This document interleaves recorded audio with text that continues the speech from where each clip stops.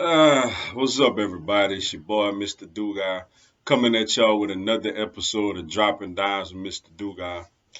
And today I'm going to talk about a little non-Eagles news, man. You have Cleveland Browns quarterback Deshaun Watson officially being suspended for the first 6 games of the season. I'm gonna just give my reaction to that and how I think the Browns go from here. Before I get into this video, for everyone, if you want to give me a follow on my social media platforms, excuse me, man, I have all that information down in the description box. May not always get a chance to respond to questions and comments on these videos, so feel free to DM me. Whenever I get a chance to, I'll get back at you. Come holler at your boy. Also, if you're a Madden 22 player on Xbox One, I'm going to have my Xbox One gamer tag down in the description box also.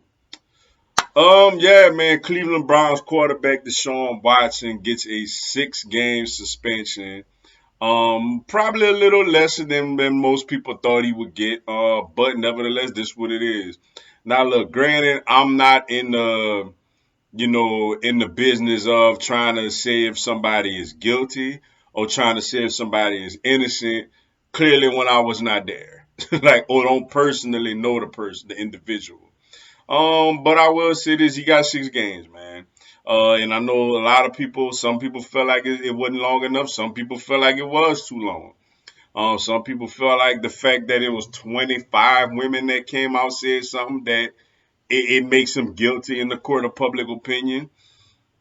Some people feel like because he ain't get arrested or got hardcore evidence or whatever, that he's innocent, shouldn't serve any suspension.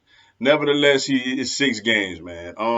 And to be honest with you, I think the Cleveland Browns came out ahead in this whole situation. If it is, like, there's parts that this thing could go to the NFL again, and they could potentially add more games to it. But we're gonna just say that if it does stay at 6, the Browns came out good in this situation because you do get all of the stuff aside. You do get a talented quarterback that Cleveland probably should have drafted to begin with. They traded their pick away to Houston. So they ended up not getting Deshaun Watson. But when you look at their first 6 games, you got the Carolina Panthers on the road, which they're gonna most likely go up against Baker Mayfield. That's a winnable game. Jacoby Brissett is going to be the quarterback, by the way. Also, second game they get the Jets at home. It's a winnable game. Then they get the Steelers at home on a Thursday night, which is a winnable game with Pittsburgh having a whole new quarterback situation and everything. Then they go to Atlanta. That's a winnable game. Then they get the Chargers at home. Okay, that's when that one could be a little tough.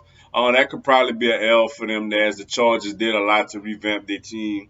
And then the last game he missed is the New England Patriots at home, which could be another.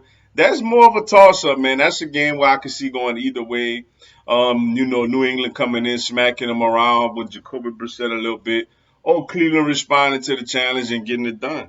And then he comes back with a road game, a big road game against the Baltimore Ravens on the road. Another interesting fact: on December 4th, he will return to Houston, and he'll do it as a starting quarterback, barring any other unexpected added suspension to the team to his tenure. But the Browns came out ahead, man. They losing them for 6 games, and it's not the toughest part of their schedule. So they got a chance to still really have a very, very solid season. And then for Jacoby Brissett, look, it did not go well for him in Miami last season. But before that, in Indy, he was a solid backup quarterback.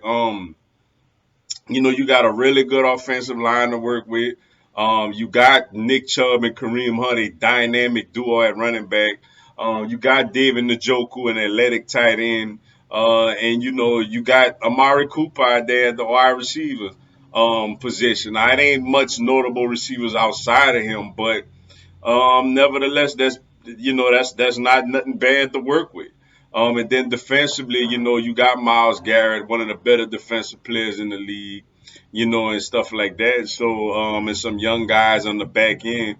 But for Cleveland, for them, they come out of this thing 4-2. They in real good shape for the second half of the season, yo. But with that being said, that's all I got for y'all today. Appreciate y'all checking out the video. Hit the like button for your boy. Give me a subscribe. I have Philadelphia Eagles, NFL, and content of my other teams throughout the year. Y'all have a blessed one. Fly, Eagles, fly.